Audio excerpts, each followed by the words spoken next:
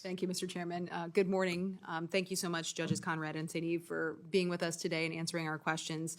In my district in Northeast Iowa, we are home to the Northern District of Iowa for the U.S. District Court, and we are very blessed to have the leadership of our Chief Judge, C.J. Williams, and the strong presence of the court in our community. So I just want to say thank you to the great people who work in our federal courthouse. My office also happens to be in the building, so we get to see them on a regular basis. And I know how committed our officials are to really protecting the integrity of their operations, and I do want to make sure that they have the tools necessary to respond to the evolving threats that we're seeing. And I'm running back and forth between the Homeland Security Subcommittee meeting and this one, and so I just want to go to kind of an issue that kind of ties into both. I also serve on the Select Committee on the Chinese Communist Party, and I remain deeply concerned about the state-sponsored cyber attacks and threats that we've seen coming out of the CCP.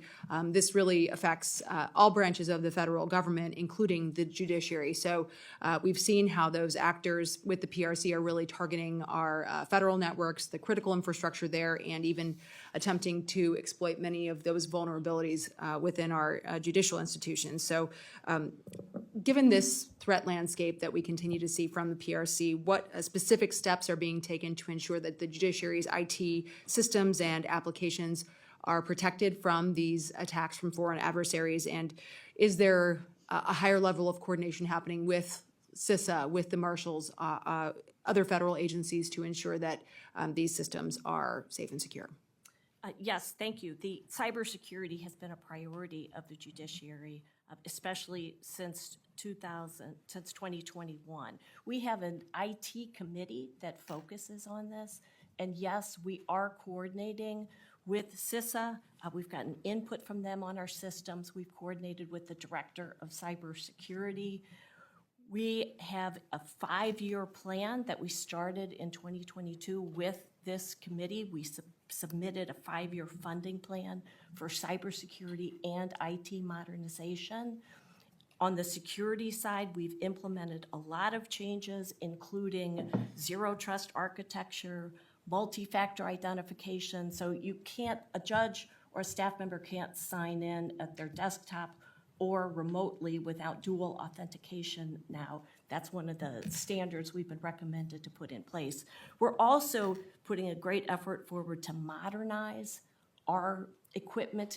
Some of it's obsolete, and because it's so old, it's really at a security risk. So by modernizing our equipment, we are prioritizing security with that new equipment, and with that just comes increased security procedures.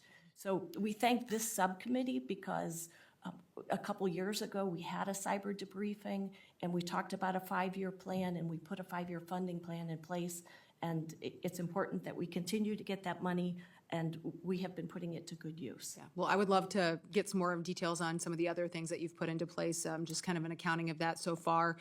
So a 5-year plan, obviously kind of then up in 2027 to kind of look at maybe next steps there. Just want to make sure that we're keeping pace with what we need to keep up with that threat. Happy to do that. Yeah, so I appreciate that, maybe on follow-up. And then one quick question as my time is coming into end.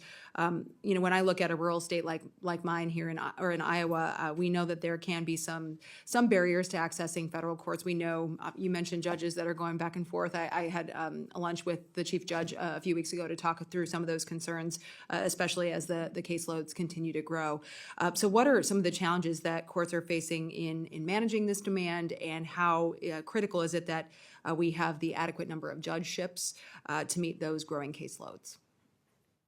So thank you for that question, because I do think there is a need that we proved last year for more judges, and hope to use the momentum that we established with the Senate and the House last year in terms of all 3 entities agreeing with respect to that need. We have a judge's bill that is currently in the House right now. Our judicial conference has recommended 69 new district court judge positions and 2 appellate court positions, and those are based on a very careful study of the 94 districts in the country and the places where judgeships are most needed, and so that is an area where we could benefit tremendously if the positions were created. I think it's the Judges Act. So yeah, absolutely. Well, I appreciate you testifying today, and I think I'll stay tuned for round two. Thank you, Mr. Chairman.